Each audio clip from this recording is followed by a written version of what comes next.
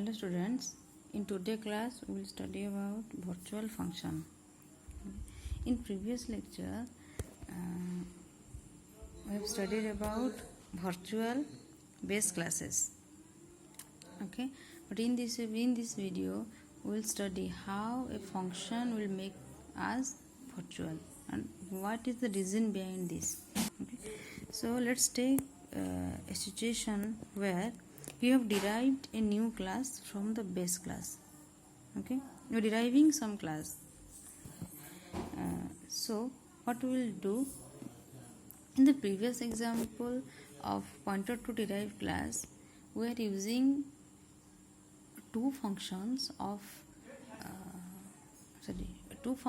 which are having same name in the base class as well as in the derived class. And when we are pointing to the function, then it automatically calls the derived class, the base class function. Okay, so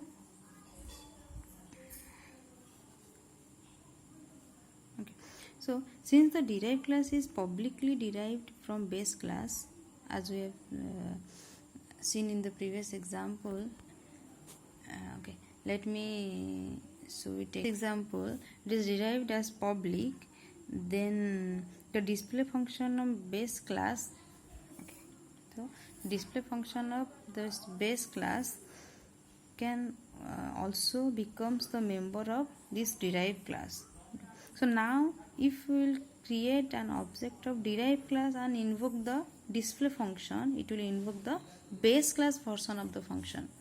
Okay, because in the derived class area we are having two display functions. Okay, when we are here I am creating the object d1. When I will call d1 dot display, then it will invoke the base class version of the function. Okay, so in such situation, when both base class and derived class contain same function, we have to define that function as virtual in the base class. Okay, so we have to define the function which is present in the base class, not in the derived class. Okay, so we have to define this function as virtual.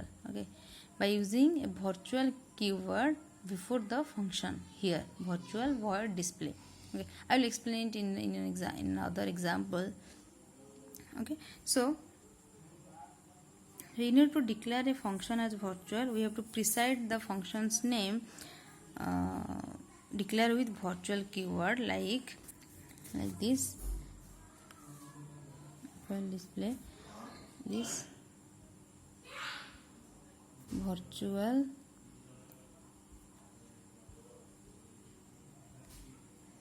void display and the body of that function. Okay. So when we are using the same member function in both base and derived class, then the function in the base class is made virtual, not in the derived class. Okay. This function must be a base class function. Okay, must be a base class function. Okay, so once we define the common function as virtual in the base class, we need to declare a pointer of type base class. Okay, we have to define a pointer. So the base class is B, so we have to define a pointer which is a base class. Okay, if base class pointer contains the address of the base class object, let me write it down. So this one, that if the base class pointer contains the address of base class object, then base class function is invoked. That means if this pointer will points, let using P, and for D it is D. Okay, if this ptr B, then this ptr will call, if I write ptr display,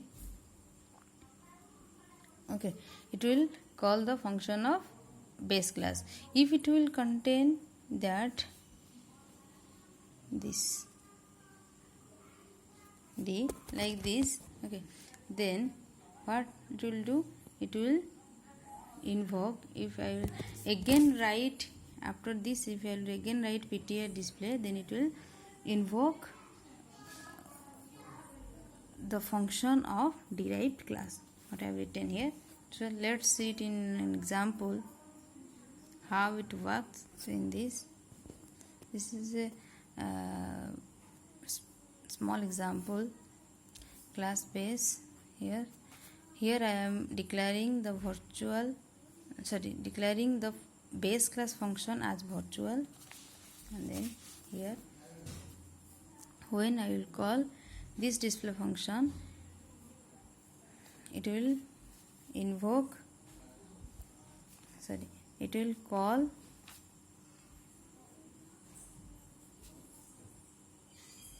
base class function, it will call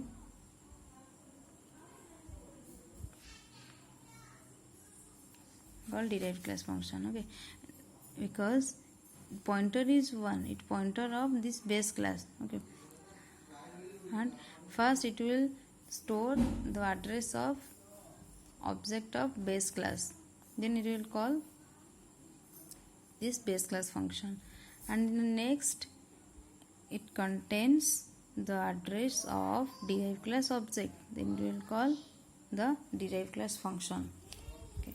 So for this, the compiler will select the appropriate version of the function at runtime based on the address contained in the base class pointer. Okay. Pointer is a base class, it must be a base class pointer. So when will run at the runtime, according to the address which the pointer contains, the compiler will call the function. If it will contain the base class address or base class object's address, then it will call base class function. If it will contain the address of derived class object, then it will call derived class function. Okay, but for that we have to declare the base class function as virtual. Okay, so there are some rules by which you have to define the virtual function. Rules of defining the virtual function. Okay, if prototype of base class and derived class functions are identical, that means the name and the arguments, everything is equal, then only you can declare a function as virtual in base class. Okay, the virtual function must be member function of a class. If we have to declare a function or define a function as virtual, then it must be a member function of a class. Okay, you cannot declare constructor as a virtual in the base class. Okay, constructor is also a special type of function in every class, but you cannot declare it as virtual. It cannot be virtual. The virtual function cannot be static. The static function, maybe we have studied it in the previous lectures, static class and static data members, the static functions and static data members.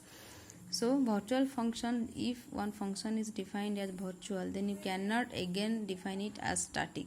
Okay. So in order to access virtual function, we must have to use pointer of base class. Okay. So you have to use the pointer of base class only, you cannot use the pointer of derived class. Thank you.